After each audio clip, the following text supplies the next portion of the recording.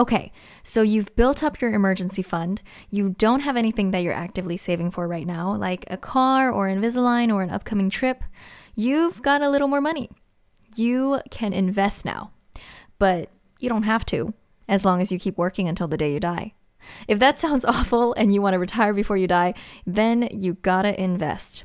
I'm not going to tell you how to day trade, okay? Buying and selling on a daily basis, that's not what we're talking about today. Although, to be honest, that would be really cool to know how to do, but I must admit I don't.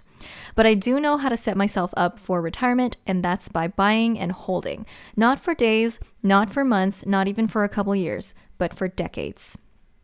It's not sufficient to simply stick all of your money in a savings account. That's honestly no better than stashing your life savings under your mattress.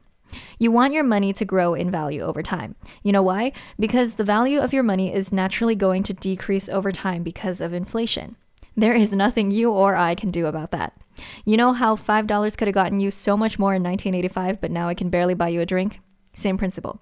Investing is the only way to keep up with inflation. But Leanna, the market is so unstable and scary. Is it actually?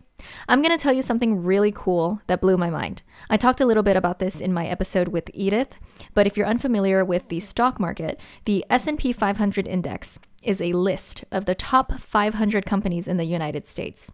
This list is kept updated on a quarterly basis. Okay, so what? Historically, since the conception of the stock market, the S&P 500 has had a 10% increase on average per year. Now, it's not consistently going up every year. Some years it goes up, some years it goes down. But if you were to draw a trend line over the last century, you'll see the market has gone up. Now, the question is, how can you benefit from this? Can you actually invest in the index? The S&P 500 is just a list. You cannot invest in it. But an index fund, however, is something you can actually buy that follows the behavior of the index. Now, what will happen is if you leave your money in the fund for just a year or so, you don't know if it's going to go up or down by the time you exit. It could be a really bad year. It could be 2008. However, if you leave your money in there for 40 years, that upward trend is pretty much guaranteed. And along the way, it's going to be bumpy, it's going to be scraggly, but zoomed out, it's going to be an upward trend.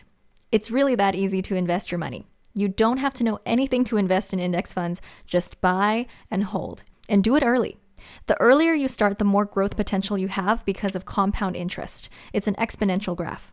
Just a few years head start in investing makes several thousands of dollars of a difference. Let's say Beth is 20 and she wants to start investing. All she has is $5,000. She has a job and she's able to put $500 in her account every month starting now. Now let's be conservative and assume the market didn't go up an average of 10% every year. Let's say it was 7%. It wasn't as good. After 40 years in the market at a 7% annual increase with a $500 monthly contribution to her $5,000 initial investment, at the age of 60 years old, Beth has $1,272,682.96. And that's retirement, baby. She never has to work again. Now let's look at Dave.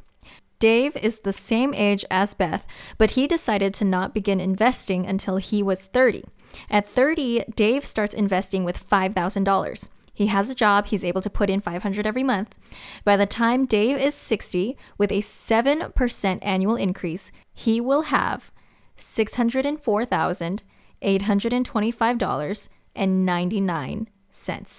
That is only half of what Beth has. And that could have been him had he started at 20 years old too. So don't let time pass you by. Start now. So I just talked about index funds, funds that follow the trend of specific market indexes. Next, I want to talk about another type of fund called target date funds. So target date funds are exactly what they sound like. There is a target date in mind. Like index funds, target date funds are great retirement investments, but target date funds are a lot more specific to you. Let me explain. Investing in index funds at any age is a good idea, but when you're younger, it's okay to take more risks because you have so much time before you retire that if you lose 10 grand, for example, it might suck, but you have time to earn it back. What people closer to retirement don't have is that time. So that's why the closer you are to retirement, the more conservative you should be with the types of investments that you make. To give a general overview, there are stocks and bonds. Stocks are risky. They go up and down depending on how a company's doing, how the economy's doing. Bonds are a little more reliable. They are, according to Google, units of corporate debt issued by companies and securitized as tradable assets. Debt has to be repaid, right? There's more of a guarantee there. So it makes sense the younger you are, the more stocks you have in your portfolio. And the older you get, the more bonds you have in your portfolio. The good news is that you don't have to do any of this manually because that's what target date funds do. Say you want to retire in the year 2065. You just have to find the 2065 target date fund. And as 2065 approaches, the list of investments in that fund will slowly change from majority stocks to majority bonds. And that way, in the last few years before retirement, your money is safe and stable with bonds, regardless of what the market is doing. So it's pretty easy to understand that in general, individual stocks are riskier than entire funds of like 100 different stocks, right? Just because if you invest $100 in one company and that company fails, you lose your entire $100. However, if you invest $1 in 100 different companies and that same company fails, you still have $99. That's called diversification, spreading your money out. Diversification is super important. So why stop at one fund? Invest in 5, 10 different funds. Diversify the hell out of your portfolio.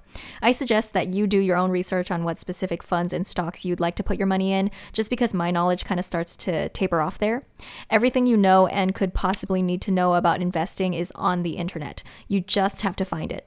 The important thing is now we know these funds, they're called mutual funds, are generally pretty safe.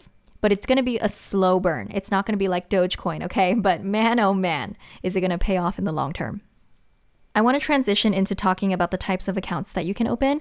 Personally, I only have a regular brokerage account and a Roth IRA, so I'll only be talking about those. I'll also touch on 401ks, or as Phoebe Buffay would say, 401ks, and explain why I don't have one.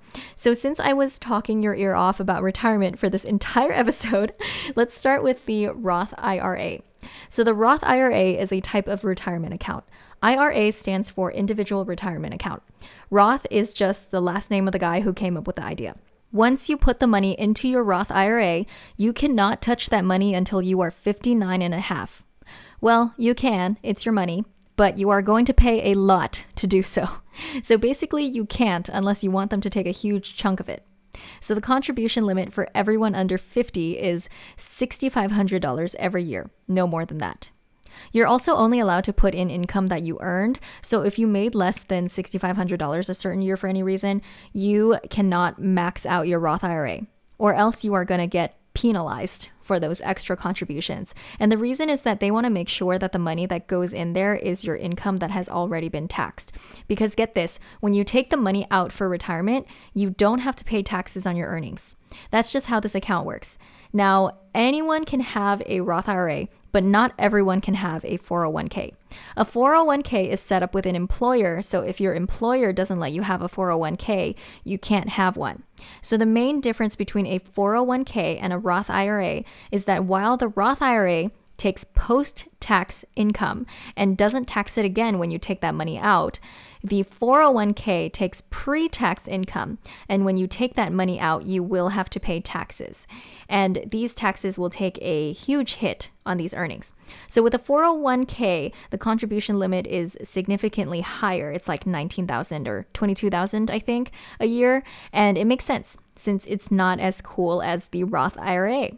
But there's this cool thing that some companies do called employer match within your 401k, where they will give you free money just for having a 401k with them. So for example, your company could be like, for every dollar you put into your 401k, we will put in 50 cents. That's pretty good. I don't have a 401k because my company's employer match was absolute garbage. And the amount that I am contributing to my Roth IRA right now is pretty much all I can afford to invest at the moment. That pretty much sums it up. I do have a regular brokerage account, and a brokerage account also allows you to buy and sell stocks and also invest in funds, and you have the flexibility of moving your money in and out at your convenience because it's not a retirement account. You do have to pay taxes on your earnings.